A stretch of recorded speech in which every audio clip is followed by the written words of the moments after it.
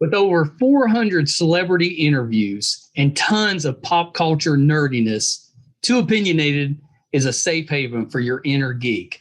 Find us at meistercon.com or on YouTube under MeisterCon Pod. And please subscribe. It would really help us out. Thanks, everybody. Hi, everybody. Welcome to another edition of Too Opinionated. So excited today. I've got author, writer, Max Brallier with me. So welcome, Max. Welcome. Welcome to myself. Yeah. I'm so happy to be here. welcome to me. But thank you for having me. Well, you're so welcome. Loving the background. You know, I'm pretty nerdy, so see a lot of nerdy stuff. Yeah. I didn't build. A friend of mine, it does like some set design stuff. And I always wanted to work out of like an RV. I thought a trailer would be cool to work out of because I love Evil Dead and stuff. And actually, that's a great idea. I love that. So like that's what I did. I don't know if you can see it, but it's a whole fake RV with like a window and a door. That's awesome. Yeah, but then so like when I got the internet hooked up after that, the guy came and he was like, "You've built yourself a giant metal cage," and and like I built the whole thing to do well, first of all, like nerd out in and put all my stuff in and like keep it out of the house so I don't. So that's right. That's right. It's your space. Yeah, but then like I do like a lot of school like presentations from here, and the guy was like, "Well, you know, you built yourself a Faraday cage, so for doing anything Zoom school like virtual, this is the worst place for it." But I'm trying. Well, it seems good. Yeah, it works in concept. That's right. That's right. So Max, I like to start this way.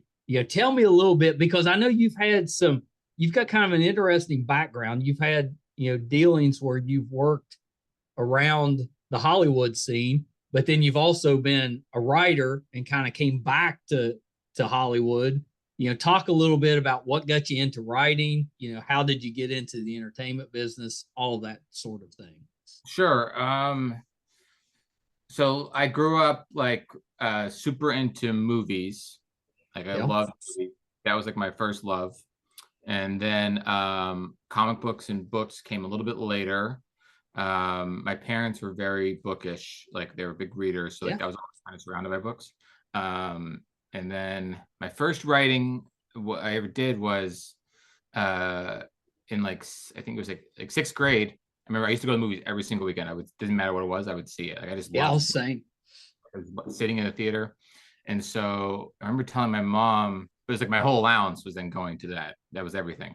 So I remember I told my mom, I was like, when I grow up, like I want to be a movie critic because then they pay you to go to the movies. That's right.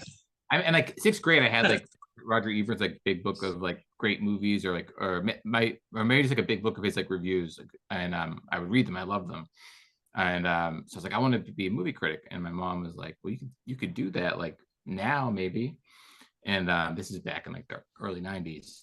And so she like encouraged me to write a letter to our local paper, and I was living in like a sort of like small town north of Boston then, and I wrote them a letter saying like I want to, like, you should do a movie review column for kids by kids, and I would be the kid that writes it. And they responded, and I went and like I got like a little suit at Marshall's, and I had to go in for an interview, and I was in sixth grade. I was like terrified, but I ended up like writing a weekly column called Reviews for Kids for my local paper. They gave me like $10 a week, and so that was enough for like back in the day. That was enough for. That's good money for sixth grade back in the '90s. Yeah, it was a ticket and popcorn, and like I was going to movies anyways, so it was great. And so that, but then I started to do like I would do like a main review, and like along the side I would review like a video. Then I started to review books and stuff too, and then a little bit older, like high school, I started to really love short stories. I love like the quick like the quick beginning, middle, end with like a cool. I feel like all the short stories you read in school had like cool endings usually. Like I remember we read like The Lottery by Shirley Jackson. I was like, wait, this is amazing. And so then I went to school to college, and I studied film and creative writing, and because I wanted to be like a writer director. but I realized super early on that I was like way too shy, and I would get like kind of so about like that thing like where you'd have to like ask like your classmate, your classmates, I guess, to like give you their whole weekend to like make some movie that you had like in your head. And I was also like a bad planner, so like I did that like once, and like I wasn't ready, forgot to like rent the camera, and I just felt awful, and like it was so embarrassing. But I discovered that like with writing, I could just like do that all like in my dorm room or something, and I Yeah. could do it like at 6 in the morning, and so I really fell in love with the writing side of it.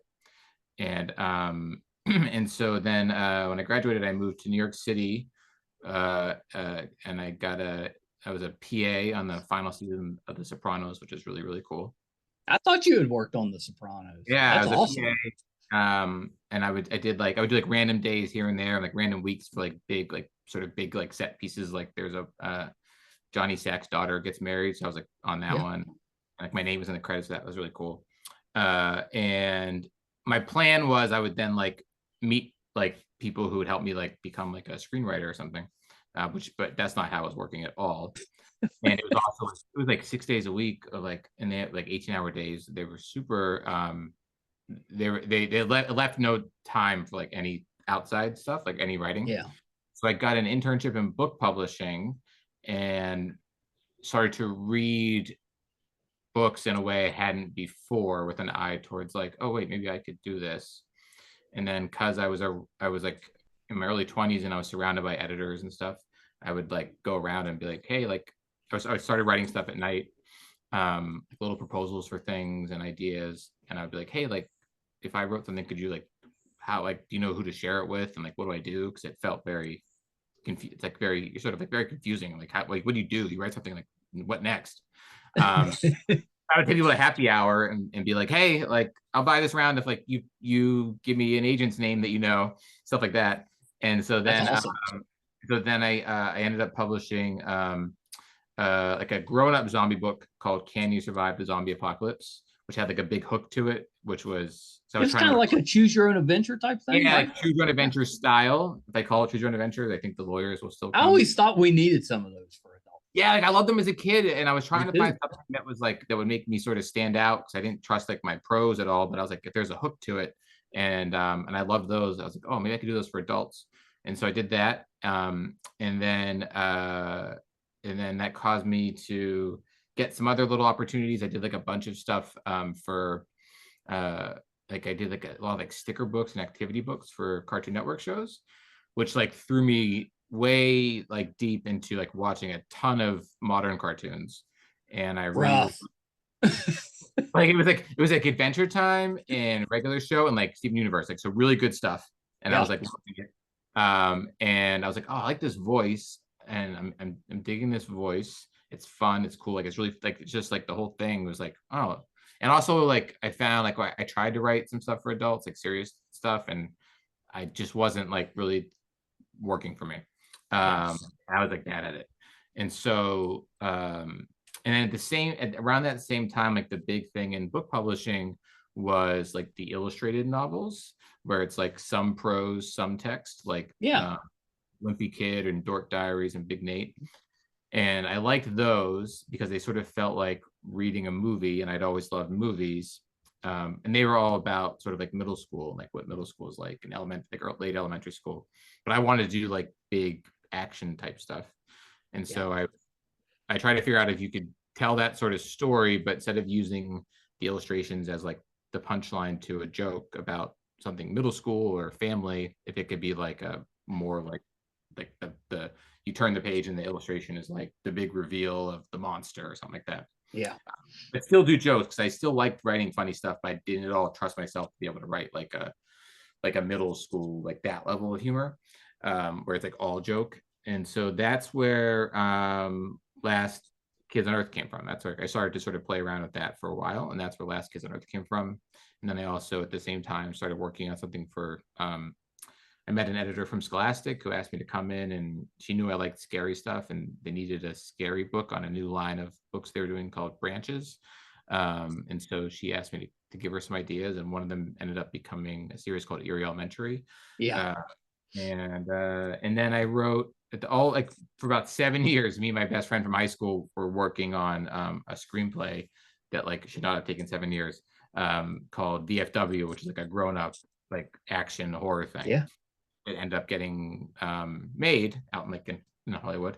At the same time, Last Kids on Earth was being adapted as a animated series on Netflix, which I got to write I mean, for. that's pretty amazing to have two things It was getting cool. made. It was like a crazy, weird, like it was like the third day in the writer's room on Last Kids on Earth, and my agent called and was like, that weird screenplay you wrote, like the the really violent one with all the with the veterans and all the old dudes hanging out in the bar. There's like this guy that likes it and wants to make it. I was like, no way. And then like it happened. So that was really cool. I put it set. Like I have a whole corner of my office with stuff from it. And so yeah, so a bunch of cool stuff kind of happened at once. I mean, it's just it got really lucky, you just get really lucky, I think. And like Well, you timing. have to have a little bit of talent, or For the luck's sure, not but going I to think there's a show lot of up. people who think that like, they something worked for them and that's because they're magic and everybody else is, who's not working for is not magic. And it's just like a lot of luck and a lot of Yeah. really good timing and getting to meet people who were really, really awesome, like really wonderful and helpful. I like the fact that you were actively working towards that, though. You may not have had it finalized what you wanted, but you were trying to make connections and There's a stuff. path. It's like it's a little bit of a zigzag, and like through most of it, it made no sense. But like looking back, I can sort of track all of it since like middle school. And like and the movie thing was like something I really loved. And then I discovered that I loved writing books, especially for this age. But it still felt like a sort of check mark, like a thing I wanted to do.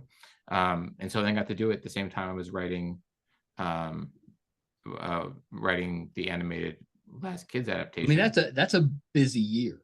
Yeah, my daughter had just been born, and like our first kid, and I was like flying out to LA all the time. It was super exhausting, and like and I found it.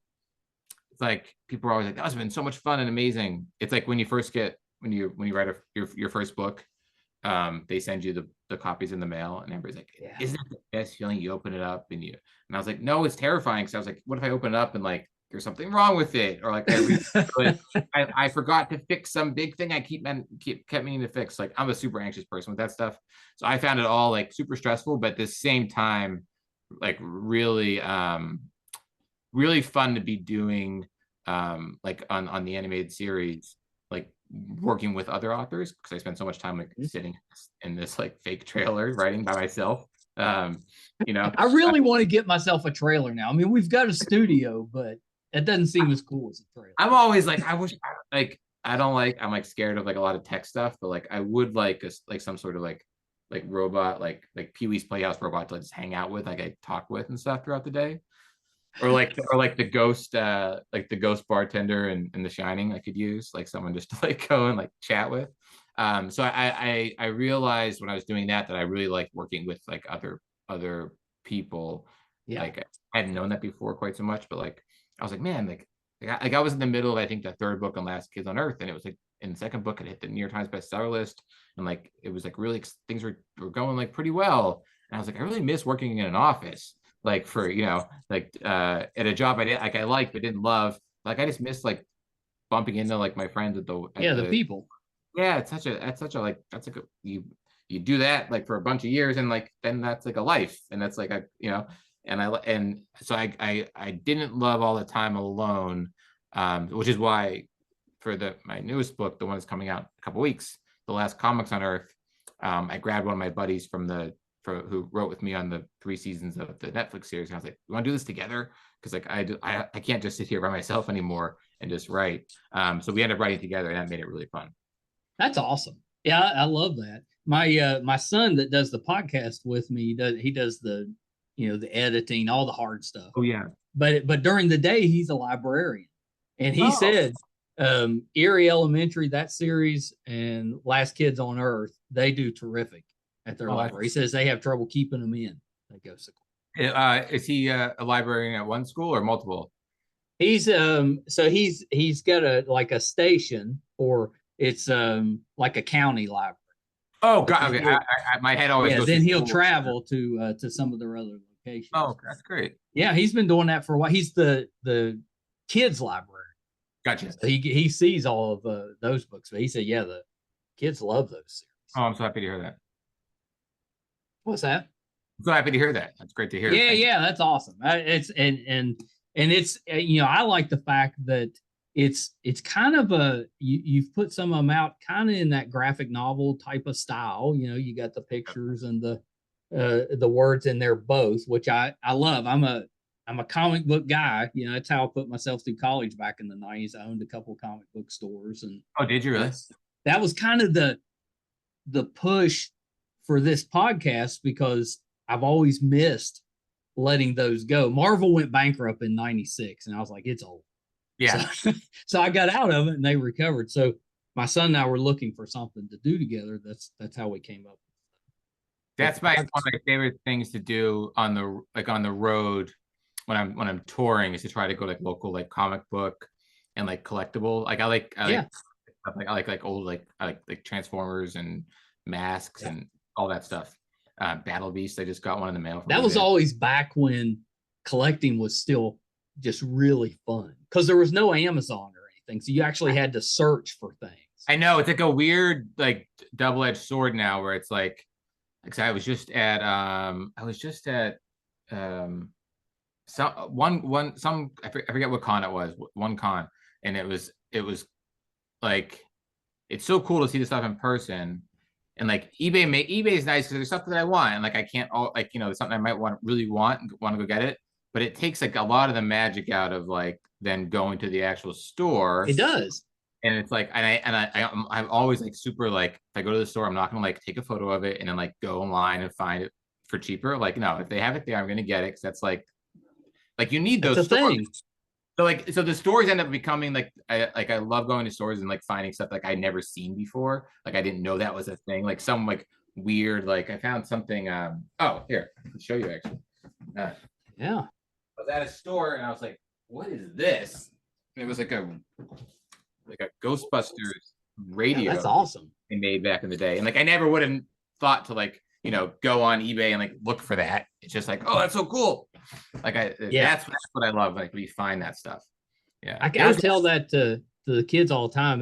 That's when, because I was comic books, Star Wars action figures, and the toys. That's what I collected. But you had to just travel around. You stopped in every little hardware store or newsstand, five and dime, whatever you could find, to try to get whatever it was you were missing in those sets. Yeah. But that's when it was fun. I mean, it's easier to get things now, but not as much fun.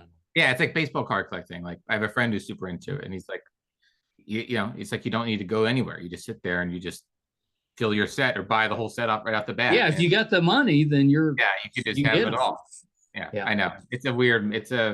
Sometimes it's great. Like I really wanted to get like an old Super Soaker still in the box, and I couldn't find it anywhere, so I found one on eBay and I bought it. But like that's like a nice one, so I like that. But like then other times it's like, man, it's just like takes the fun out of it. I can just like search for it, sort by not the same thing. And there's also, you lose that whole like talking to the person at the store, at the shop, and like getting to know them and all that stuff, which is like, again, like back to like, how much that was my favorite things to do in the comic book stores. Was like New Comic Day was on Wednesday, but everybody, all the collectors would show up early, and then we just talk as you're sorting the new comics that come in. And, usually it takes a couple hours before they can actually buy them, because you have to count them in and all that stuff. But they didn't care.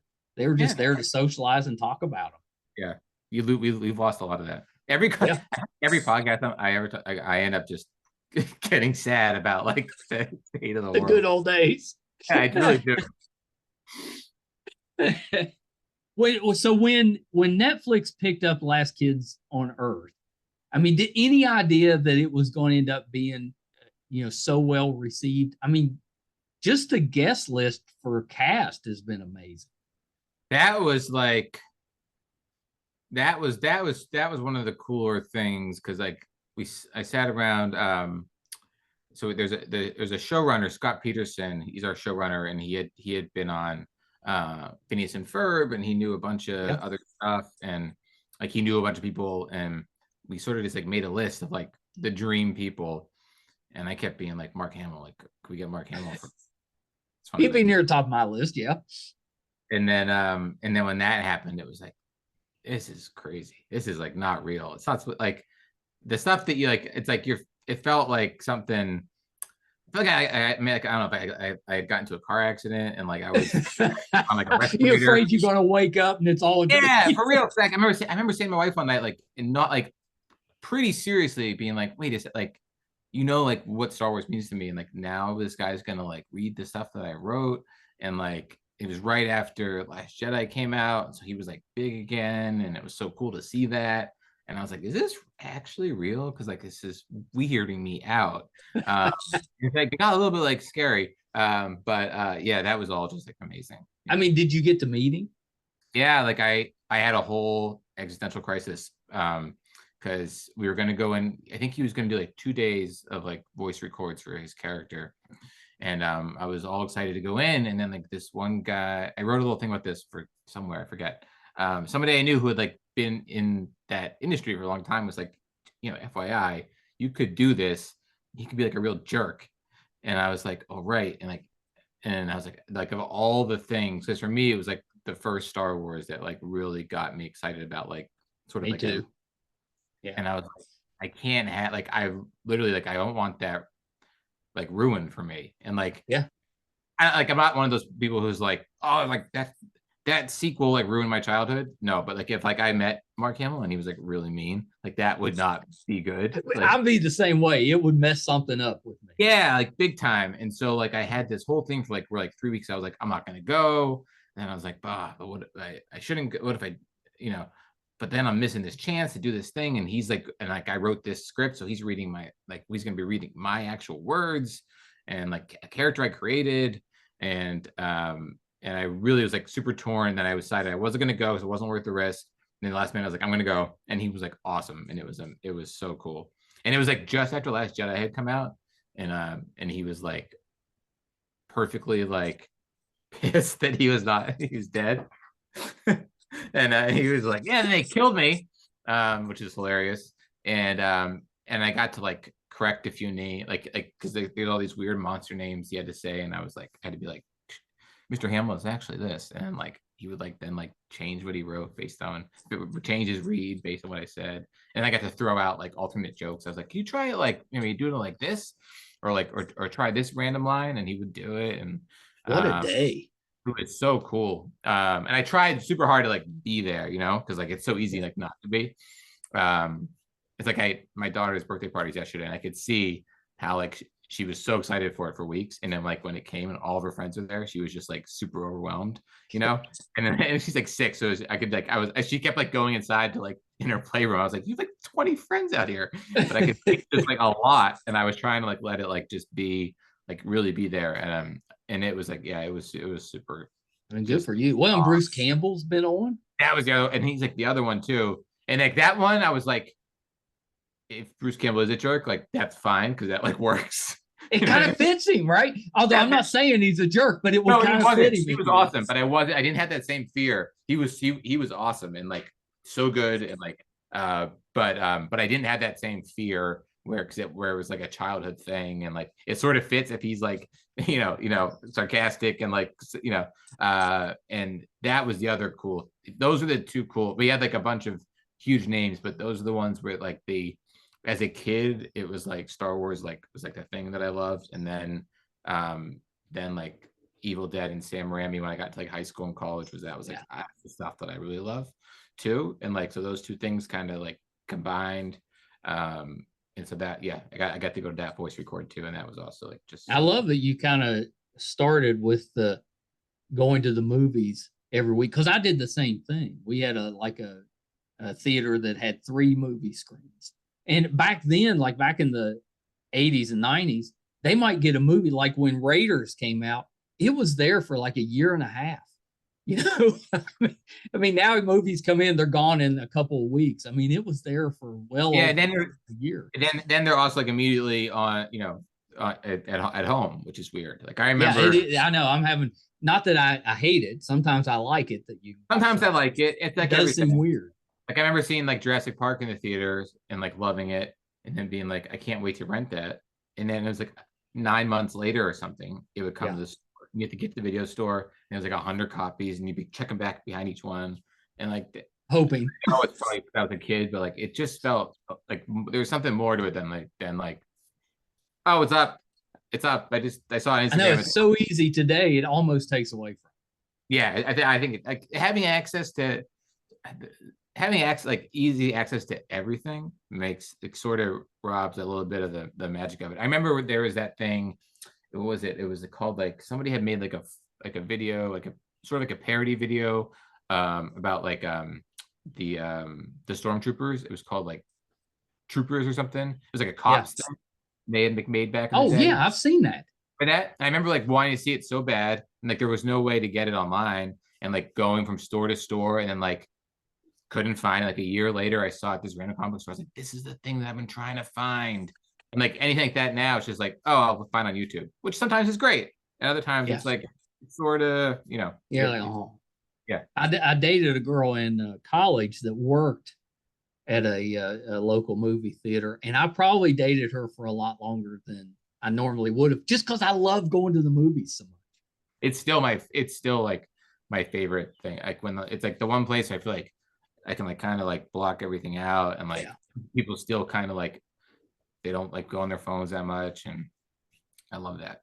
Yeah. Yeah. Yeah. Me too. Me too. So the new book, the new series is The Last Comics Yeah, on last Earth. comics on Earth. So this is Yeah. like this. So talk to me about that, because I love that they're are they making their own comic, So or they, what's yeah. what's So the what story? happens is, it's like bookended by the kids in like sort of the real last Kids on Earth world, and they're at the comic book store, and they realize that they've gotten like the last issue of their favorite series, and there's no more coming because the world has ended. So they decide to write it themselves. But then the first thing they do is like basically kill off the main character and make themselves the heroes. And so it's like they each become like these sort of goofy heroes. So it's like a full on, trying to like full graphic novel, like really like a lot of big, and there's a lot of there's like a lot of the illustrator, my co-writer Josh, and Joshua Pruitt, and the illustrator Jay Cooper. They're both like super super super comic book nerds, and so Yeah. like there's so many Easter eggs, and like a lot of the every chapter has like a little, like, looks like a comic book cover, because they're sort of done as comics, and they're all like nods to I love that. old Marvel covers. It's really cool. And there's a lot of like old sort of like techniques, like the floating heads as they're thinking, and lots of stuff like that. And so yeah, it was super fun. We're working on the second one now, which is I don't we have like a placeholder title, but it's about like this, like doing a sequel and like trying to make it like way too big, and like putting all the bad guys in there, and like they mess themselves up because as they're writing it, they're like, there's too many villains, we created too many bad guys, there's too many threats, you can't balance it all, and they're trying to like deal with like how to do a sequel properly. It's fun. Yeah. Yeah, that sounds awesome. So the first one comes out 25th of April. Yeah, April 25th. So yeah, well, I don't know when this airs, but yeah, soon, very soon. Yeah, that's it. That is so exciting. With that, do you any plans to to take that one to Netflix or one of the streamers? I mean, who knows? Like I would, there's always like, it'd be awesome, but nothing concrete. This is different because like the sort of the concept for it came from, I was working on Last Kids on Earth. I was on I think book 8, and as it went on, it got like sort of, there's a lot more characters to juggle, and each book was sort of like leading to the next one. And I started reading, or I had been reading with my daughter, like for bedtime each night, stuff like Captain Underpants and Bad Guys and 13-Story Treehouse, and the stuff that was like just super goofy and silly and didn't have like that many rules. And I was like, I want to take a break and just like write jokes, and just write like silly jokes, and just like do goofy stuff. And then I was like, and I never got into like a superhero thing, and to do a superhero thing, but sort of in a way like that I hadn't quite seen, where like it wasn't like parodying it, but it was like sort of like poking fun at it, but also like really in a like a loving way, because it's just like trying to put my head in like a 12-year-old who's drawing their own Yeah. comics, right? And like how they want all the powers, you know, and like and they want to be able to do everything, and like we need like more vehicles, and like the bad guys got to have like more arms than that, and like stuff like that. And like and that was just like so much fun to do. And like I was like really like traveling back in time, and like I was going through old boxes of my stuff from elementary school, and my co-writer was too. And we were like looking at stuff like and like taking lines from that, and like it's super fun. Yeah. So Are you that doing like comic book store signings? yeah, we're doing so we took like I think it's like a chapter and a half that's going to be available as a comic on Free Comic Book Day. Oh, nice. So for Free Comic Book Day, we're going to Joshua and I, my co-writer, we're going to Mysterious Galaxy in San Diego, and then we're going to do a couple more, and then I'm doing a bunch of, I think I'm doing 2 weeks sort of touring around the country, and those are mostly tied to bookstores, and I do like a school visit, 2 school visits each day, and then I'm going to go to the comic book stores nearby, and if they stock them, sign them. It's been a long process. Like comic book stores have started to sell more and more like, you know, middle grade type stuff, and they've taken a little bit, but they've gotten more on board with Last Kids too, and so hopefully it'll be the same for Last Comics. And so then I'm hoping that I can go and sign them and, you know, stuff like that. Yeah, that's exciting. That's exciting. We had Monty Hernandez, who does June from Last Kids on Earth. She's been on the show, and yeah, she's terrific. She was because this has been probably a year or so ago, but she was so excited about being on that show. Yeah, she's great. And then she did we did what is it? I forget what the number of the book is.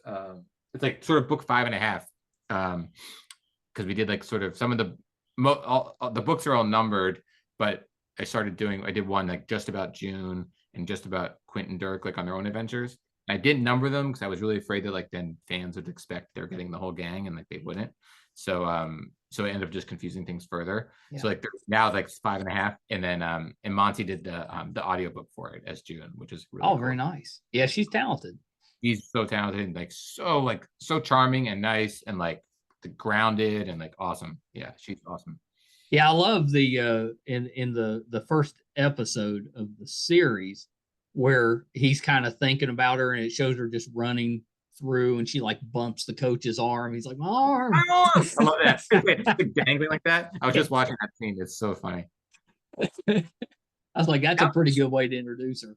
And that was one of the tougher things. It was tough in the book and it was tough in the show, but I think we got it right. It was like how to like show like how Jack imagines her, and then also show how she actually is without like waiting all the way to the end so that people think that like, you know, that she is that sort of damsel in distress throughout the whole thing. You want to like know early on that she's not, and she was like so good at selling that. Yeah. Have you taken that step where you're voicing one of the characters yet? I did. So I don't know.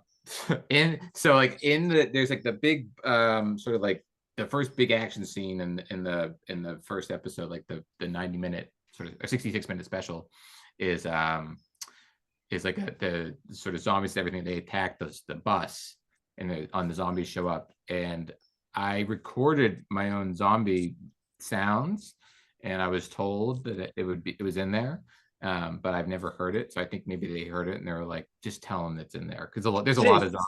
He won't be able to figure it out. He's not gonna figure it out. Meanwhile, I'm like up against the TV. So no, I don't. Maybe, but even if I did, it was just a zombie sound. I don't, and I think that's the limit of my. That was like pushing my voice acting abilities. You didn't draw yourself in there where you're one of the. Oh wait, characters. Oh, that's funny. We were gonna do that, like and that was like a big plan. It never happened. But there's a gag in this book that it's like my favorite gag ever. So like, because it's bookended by the kids in the real world, and there's also a moment like 2/3 of the way through where like the story, like they're overwhelmed by everything, and it sort of cuts back to them making the comic as like they're overwhelmed also making the comic, and and like they basically need like a Nick Fury sort of character to advise them, And like, Nice. and then and like, oh, I know what we can do. Like we need somebody who knows everything, is really wise. And then Quint is like, I know. And you turn the page, it's like a big photograph of me. And they're like, not that guy, not that guy. And they're like, why is that guy's ears so big? And then we do the same gag again, but with Doug, Doug the illustrator. And it's like so silly and random and weird that it just it kills me. But that's also the limit of how much I want to appear anywhere. Yeah, I love that though. I'd have a hard time not putting myself in there somewhere. Yeah. You want to, right? It's like you have to. Yeah. Yeah. Just a nod. I put a lot of like my own like things that I think that definitely nobody else in the world is laughing at except for me. Like, I think I mentioned this one before, so it's always like the perfect one. But in book 5, the kids they have like a big sort of like, they play like this sort of like they gather their monster buddies and they're trying to motivate them and like get them sort of like, everybody's kind of down, and so they have this big sort of like real life sort of like Fortnite sort of Call of Duty GoldenEye thing through their whole town. And they're like, well, what are we playing for? What's the reward? And Jack's like stumped, and he's like, and the reward is Tremors 2 on VHS. And one of the monsters is like, Kevin Bacon isn't even in that one. And it's like, there's no kid in the entire planet who's laughing at that, but it made me laugh. That's funny. Well, you know, when you said Tremors 2, in my head, that's what I said. I was like, Kevin Bacon's not even in that one. Dude, also, Fred Ward is so good. Like, and I'm so sad they just passed. Like, he is such a great actor, and he's so good in the first one. Like, that's the reason it works, because they're both so good. I love that. That's like, as I've gotten older and older and older, the movie that I go back to and watch the most is Tremors. Yeah. Yeah, it surprisingly holds up. It's like perfect. It's just perfect. Yeah. Yeah, I agree. I really enjoy it too. Well, Max, thank you so much. This has been awesome. With that, I'm excited to see the new book. Thank you. I really enjoy it. If you like comics, I think you'll like it. Yeah, I'm excited to see it. So I'm in the I've entered the grandfather stage. So I've been reading some of the Last Kids on Earth to some of the grandkids, and they're still a little bit young, so they don't necessarily quite get the story yet, but they still like flipping through it and listening to it. I'm glad. You know? This is like the Last Comics is a little bit of a younger entry point because it's less scary. So I'm hoping it works like that. But I think there's also like the humor works on hopefully a couple of different levels. All of them dumb levels, but different levels. So that like I think that even the older readers of Last Kids will still enjoy it. And hopefully the parents do. Because like that's a lot of it.